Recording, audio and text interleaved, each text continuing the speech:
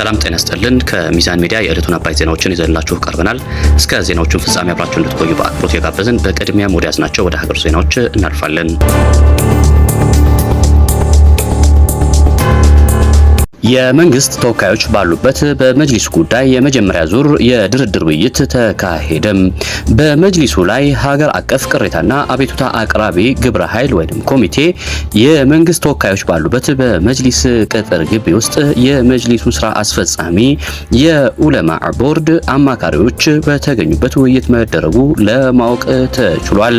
በመጅሊሱ ላይ የሚነሱ ቅሬታዎችን በተመለከተ ድርድሩን ያዘጋጀው መንግስት በተወካዮቹ በኩል ውይይቱን በሰላማዊ በሰለጠነ አካሄድ በንግግሮችና በድርድርና በውይይት እንዲፈቱ በሙስሊሙ መካከልም ያለውን አለመግባባትም ለሀገር ጠንቅ እንደመሆኑ መጠንም ለሙስሊሙም ለሀገርም በሚጠቅም መልኩ ሰላምና እርቅ እንዲሁም አንድነት ለማምጣት ያለመ ነውም ተብሏል። በኢትዮጵያ እስልምና ጉዳዮች ጠቅላይ ምክር ቤት ግቢ ሚያዝያ 23 8ኛ ወር 2017 የተደረገው የመጀመሪያ ዙር የድርድር ምዕራፍ ግንኙነት የተጀመረበት ሲሆን በመንግስት አዘጋጅነት ከሀገር አቀፍ ግብረ ኃይሉ ከተለያየ ክልል የተውጣጡ ዑለሞች፣ የሀሪማ ባለቤቶች፣ ወጣቶች እና ምሁራኖች መሳተፋቸውንም ተገልጿል። በድርድሩ በመንግስት ተወካይ በኩል የሰላም ሚኒስቴር ተወካዮች ባሉበት የድርድሩ የውይይት ሀሳቦች ቀርበው ውይይት ተደርጎባቸዋልም ተብሏል። የሀገር አቀፉ ታስክ ፎርስ ወይንም ግብረ ኃይል ኮሚቴም መጅሊሱ አካታች ባለመሆኑ ሁሉን አካታች እንዲሆን የሽግግር ጊዜው ስላበቃም በድጋሚ እንዲከለስ ቀድመው የተሰሩ የኡለማ መግባቢያ ሰነዶች፣ የመጅሊሱ መተዳደሪያ ደንቦች እንዲሁም የመጅሊስ የምርጫ ደንብ በድጋሚ ታይተው ተፈትሸው ሁሉንም ሙስሊም ባማከለ መልኩም ተስተካክለው እንዲቀርቡም በየመስጂዱ በየመድረሳው በኢማሞች በሙአዚኖች በሰራተኞች ላይ ሆን ተብሎ የተፈጸሙ በደሎች፣ ጭቆናዎችና የመጅሊሱ አሳሳሪነት ራሱንም አስፈቺ እንደሆነ በአጠቃላይ መጅሊሱ ከመጣ ወዲህ በሀገር አቀፍ ደረጃም የተፈጸሙ ወንጀሎችም በዝርዝር መቅረቡ ከግብረ ኃይሉም ሰምተናል። የሽግግር ጊዜው ካበቃው የመጅሊስ ስራ አስፈጻሚ አካላት በተገኙበት በመጅሊሱ ቅጥር ግቢ በተደረገው የድርድር ሂደትም ቀጣይነት እንዳለው የተገለጸ ሲሆን በታዛቢዎች ፊት የሚደረገው የድርድር ሂደት ቀጠሮ ሰጥተው መለያየታቸውንም ለማወቅ ተችሏል። ሀገር አቀፍ ግብረ ኃይሉም በመጅሊስ በኩል እየተደረገ ያለው የአህለ ሱናው ወልጀማዓ ወይንም ሱፍያው የውክልና የተቋሙ ጉዳይ ተጀመረ እንጂ አላለቀም ያለ ሲሆን ስለሆነም መላው ህዝበ ሙስሊም በንቃት እንዲከታተልና በተለያየ መልኩም ትግሉን በማገዝም ተሳትፎ እንዲያደርግም ጥሪውን አቅርበዋል። ያው እንግዲህ እንደሚታወቀው ባለፉት ሳምንታት በቅርብ ጊዜ ያው ሚዛን ሚዲያም እንደዘገበው በመጅሊሱ ጉዳይ ቅሬታ አቅራቢ ኮሚቴ ከሰላም ሚኒስቴር ጋር አንድ ውይይት አድርጎ ነበረ። በዚሁም ቀጣዩ ውይይት ሰላም ሚኒስቴር ባመቻቸው መሰረት ከመጅሊሱ ጋር የመወያየት ጉዳይ ነበረ። በመጀመሪያ ደረጃ መታወቅ ያለበት ይሄንን ጉዳይ ያመቻቸው ሙሉ በሙሉ ሰላም ሚኒስቴር ነው። የፌድሪ ሰላም ሚኒስቴር በዚህ አጋጣሚ ጥያቄያችንን ሁሉ ተቀብሎ ለጉዳዩ ትኩረት ሰጥቶት ግንባር ለግንባር ተገናኝተን እንድንነጋገር መደላደሎችን በመፍጠሩ እጅግ በጣም ከልብ እናመሰግናለን። እንግዲህ ሌላው ወደ መጅሊሱ ተሄድንበት ጊዜ ንግግሮች ናቸው የነበሩት። የንግግሮቹ ይዘቶች ዋናው እስከዛሬ የደረሱትን በደሎች፣ ግፎችና መከራዎችን መጅሊሱን ባለበት ሰላም ሚኒስቴርን ባለበት ማቅረብ ነው ከኛ። ይሄንን ካቀረብን በኋላ በዛ ላይ ውይይት ተደርጓል። ተቋጨ ነገር የለም። ሁሉም ነገር በሂደት ነው ያለው። ውይይቱ እንደሚቀጥልና መነጋገር እንደሚቀጥል በዚህ ተስማምተናል። ቀጣይ ውይይቶችና ንግግሮች እንደሚኖሩ ተስማምተን ነው ማለት ነው የተለያየ ነው። በቀጣይ ያለውንም ሂደቶች እንግዲህ በየጊዜው ለህዝባችን ተጨባጭ መረጃዎችን እያደረስን እንሄዳለን ለማለት ፈልጋለሁ። ወሰላሙ አለይኩም ወራህመቱላሂ ወበረካቱ።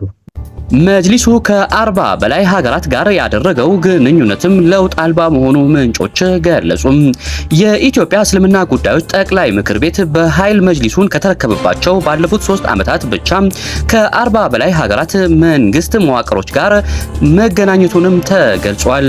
የሚዛን ምንጮች እንዳስረዱት ከሆነ መጅሊሱ በሄደባቸው አጋጣሚዎች ይዟቸው የተመለሳቸው ዲፕሎማሲያዊ ውጤቶች ለሙስሊሙም ይሁን ለሀገር የሚጠቅም ውጤት ይዞ አለመምጣቱንም ገልጸዋል። በተጨማሪም መጅሊሱ ወደ ውጭ በሚያደርጋቸው ትሪፖችም አላማቸው ምን አቅርበው ምን ውጤት ይዘው ለመምጣት የሚሄዱበት ፍላጎታቸው አይታወቅም ነበር ያሉ ሲሆን ሁሉም በሄደ ቁጥር አበልና መሰል ከባባድ ወጪዎች ተከናውነዋልም ብለዋል። ለሙስሊሙ በውጭ በተደረጉ ግንኙነቶች የተገኘው ከትውውቅ ውጪ ያመጣው በጀት ማባከን ብዝበዛ ብቻ ነው በማለትም ገልጸዋል። በውጭ ግንኙነት በኩል ተመድቦ እየሰራ ያለው ዲፓርትመንትም ልክ እንደሌሎች ሁሉም በተወሰኑ ግለሰቦች ታንቆ ስራ እንዳይሰራ መደረጉንና ቢሮ ቁጭ ብሎ የሚወጣ ሆኗል በማለትም አስረድተዋል። ከፌዴራል ምርጫ ቦርድ ወደ ወሎ ዞን የሄዱት አካላት የመጅሊሱን ሰዎች ብቻ አጽድቀው ሊመለሱ ሲሉ በህዝቡ ተቃውሞ አስተናገዱም።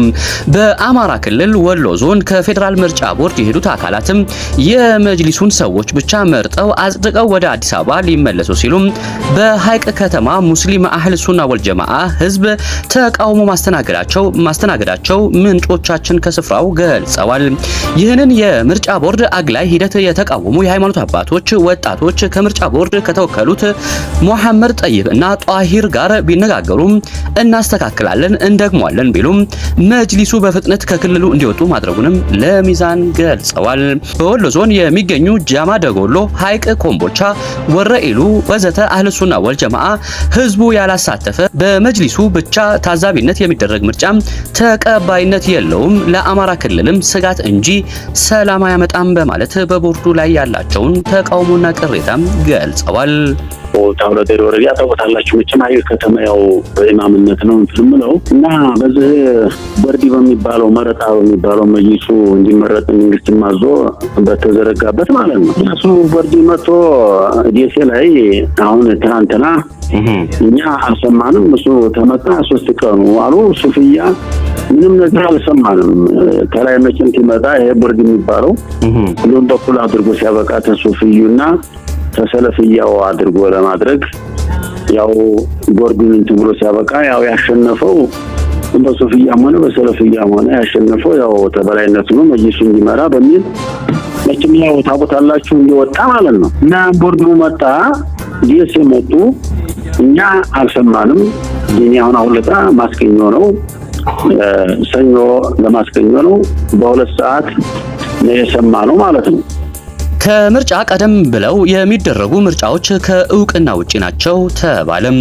የመጅሊስ ምርጫን በተመለከተ ከተቀመጠው የጊዜ ሰሌዳ ቀድሞም ሆነ ዘግይቶ የሚደረግ የትኛውንም አካል በከተማም ሆነ በክልል ቢደረግ ምርጫ ቦርዱ ዘንድ ተቀባይነት እንደሌለው አንድ የፌዴራል ምርጫ ቦርድ አባል ለሚዛን ገለጹ።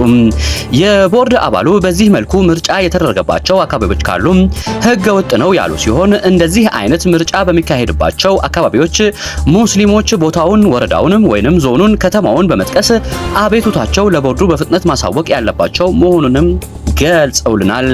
በየክፍለ ሀገሩ ምርጫ ቦርድ ተብሎ የተሰየሙ አካላት ገለልተኛ የምርጫ መስፈርቱን የማያሟሉ ከሆነ ሙስሊሞች በፍጥነት ለፌዴራሉ ምርጫ ቦርድ ስማቸው፣ ምክንያታቸው በግልጽ በማስቀመጥም በደብዳቤ ቅሬታቸው ሊያሳውቁን ይገባል ከምርጫው በፊትም በማለትም አስታውቋል። ከሀገር ውስጥ የያዝናቸው ዜናዎች እነዚህን ይመስሉ ነበር። በቀጣይ ወደ ያዝናቸው ወደ ባህር ማዶ ዜናዎች እናልፋለን።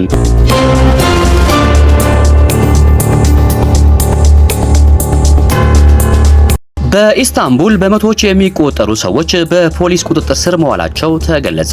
በቱርክ በኢስታንቡል ከተማ በመቶዎች የሚቆጠሩ ሰዎች በፖሊስ ቁጥጥር ስር የዋሉ ሲሆን 50,000 የፖሊስ አባላት ወደ ከተማዋ ተሰማርተው እንደነበርም ተገልጿል።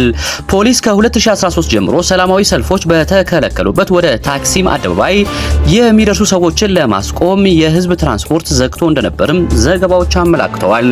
ከቱርክ ዋና ከተማ የወጡ ምስሎች የአመጽ ፖሊሶችና በተቃዋሚዎች መካከል ግጭት ሲፈጠር ፖሊስ እስረኞቹን ወደ አውቶቡሶች ሲያስገባ ተቃዋሚዎች ደግሞ ተቃውሞ እያሰሙ ሲጮሁም ታይቷል። ከተማዋ በመጋቢት ወር የተቃዋሚው የኢስታንቡል ከተማ ከንቲባ ኢክሬም ኢማሞግሉ የቱርክ ፕሬዝዳንት ሬሴፕ ጠይብ ኤርዶጋንን ዋና ተቀናቃኝ ከታሰሩ በኋላ ታላቅ ተቃውሞ እየታየ መጥቷል ብሏል። ዘገባዎችም በየዓመቱ ግንቦት 1 የሚከበረው በብዙሃን ሀገራት የዓለም አቀፍ የሰራተኞች ቀን የኢክሬም ኢማሞግሉ ደጋፊዎች የኤርዶጋንን መንግስት ለመቃወም ተጠቅሞበታልም ተብሏል።